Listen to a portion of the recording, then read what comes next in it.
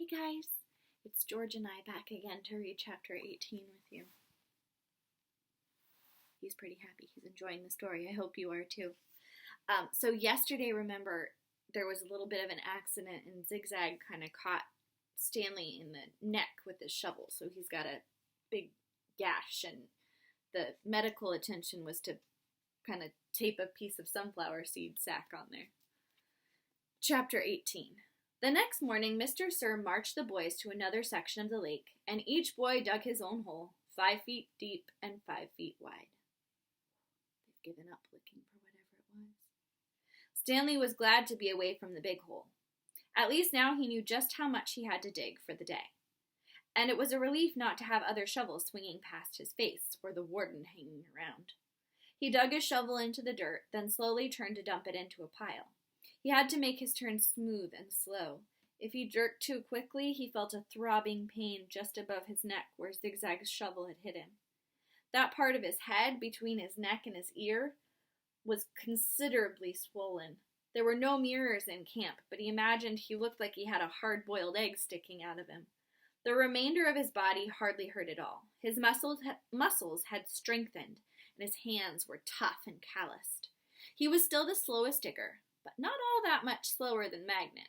Less than 30 minutes after Magnet returned to camp, Stanley spat in his hole. After his shower, he put his dirty clothes in his crate and got out his box of stationery. He stayed in the tent to write the letter so Squid and the other boys wouldn't make fun of him for writing home to his mother. Dear Mom and Dad, camp is hard, but challenging.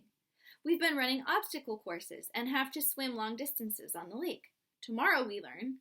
He stopped writing as Zero walked into the tent, then returned to his letter. He didn't care what Zero thought. Zero was nobody. To rock climb. I know that sounds scary, but don't worry. Zero was standing beside him now, watching him write. Stanley turned, felt his neck throb. I don't like it when you read over my shoulder, okay? Zero said nothing.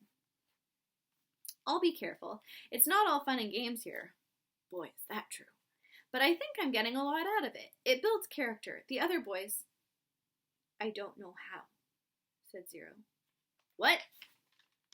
Can you teach me?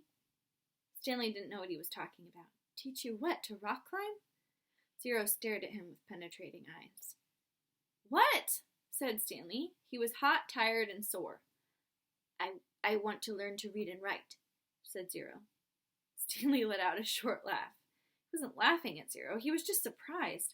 All this time he had thought Zero was reading over his shoulder. Sorry, he said. I don't know how to teach.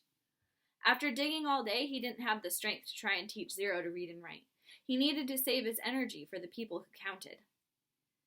You don't have to teach me to write, said Zero, just to read. I don't have anybody to write to. Sorry, Stanley said again. His muscles and hands weren't the only parts of his body that had toughened over the past several weeks. His heart had hardened as well. He finished his letter. He barely had enough moisture in his mouth to seal and stamp the envelope. It seemed that no matter how much water he drank, he was always thirsty. And that's the end of chapter 18.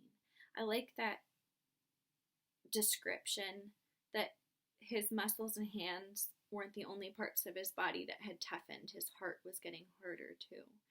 I think that's kind of sad that he's getting so tough, he's finding it difficult to care about people. Poor Zero.